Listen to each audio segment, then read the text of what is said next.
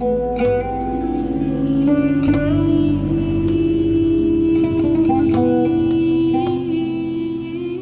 the middle of this arid land of fire and stones, the group of hikers camp for the night.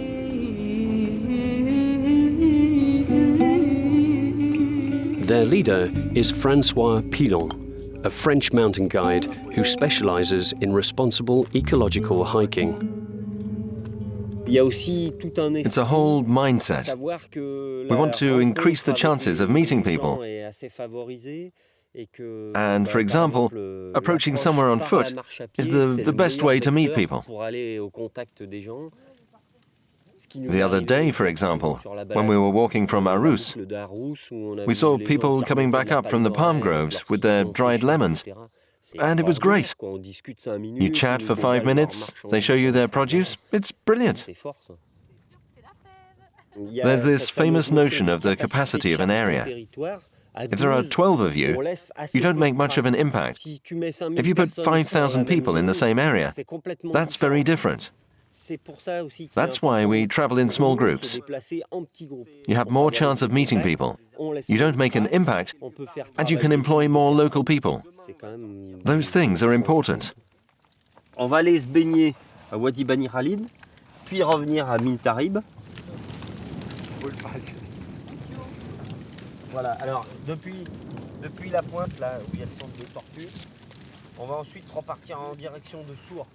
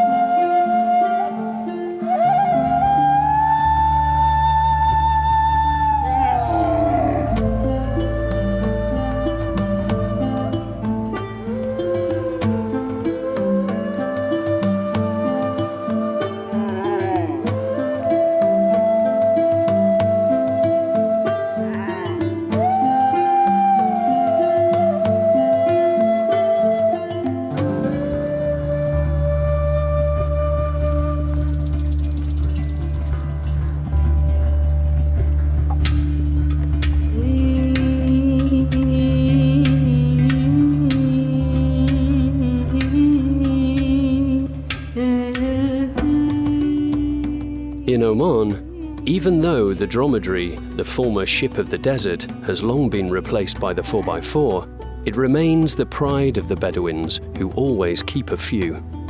For the most part, they wander peacefully in semi-freedom in the Wahiba.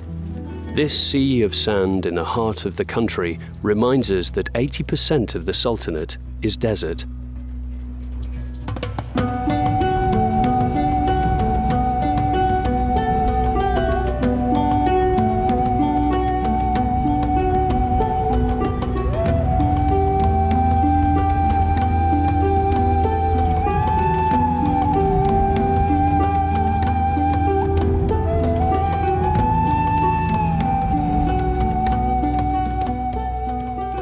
In the desert, or as you come around a mountain, it's not unusual to come across a wadi, which means a dry riverbed.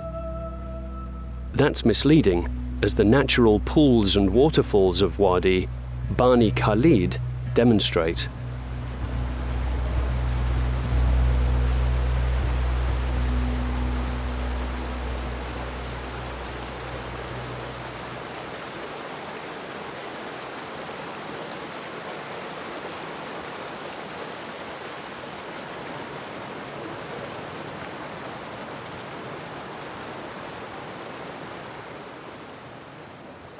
It's lovely. It's fantastic.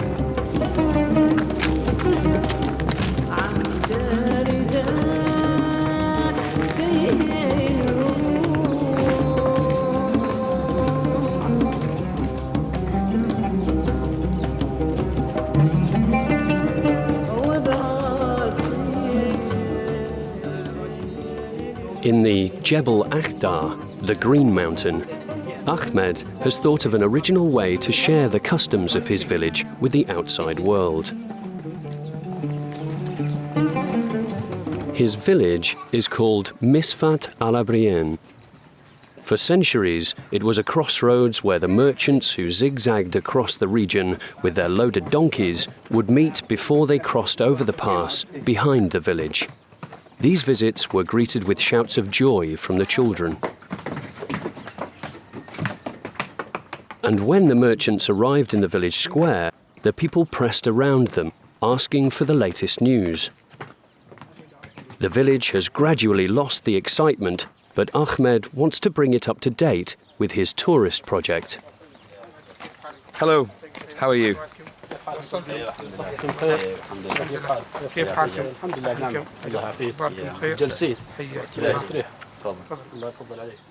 Can you get the donkeys ready? We're going up into the mountains later. Okay? بس تمام بس ما يهم شيء إن شاء الله حي على الصلاة حي على الفلاح حي على الفلاح الله أكبر الله أكبر لا إله إلا السلام عليكم. Ahmed is showing us around his family house, which is over 200 years old. He has transformed it into a gîte.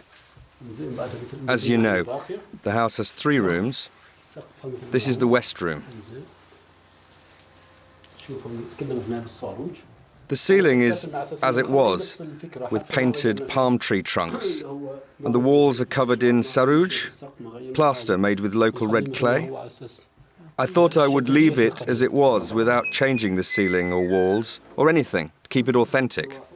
The project is important for this reason. The preservation of our old houses.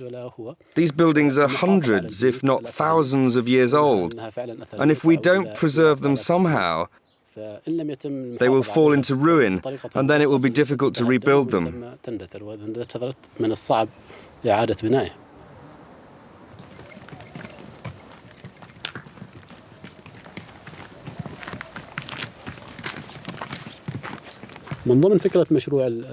Among the services we can offer in our guest house project will be trips into the mountains with the donkeys, climbing, watering with the irrigation channels, the filage, and agriculture. That way, the tourist will be able to experience several aspects of Omani life.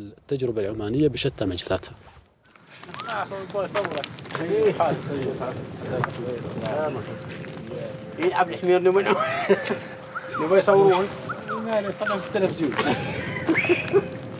يلا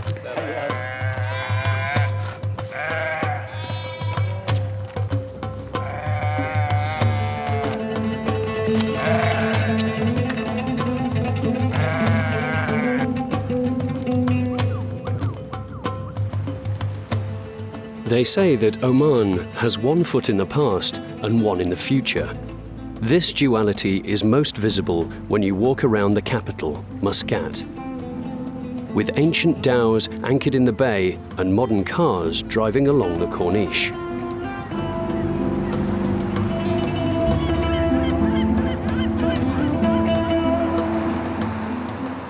In spite of spectacular modernization thanks to the manner of oil, the Sultanate of Oman, unlike other Gulf countries, has been able to preserve its soul and its traditions. Our journey ends here at the gates of Arabia, with the feeling of having encountered a country with many different faces that is welcoming and authentic.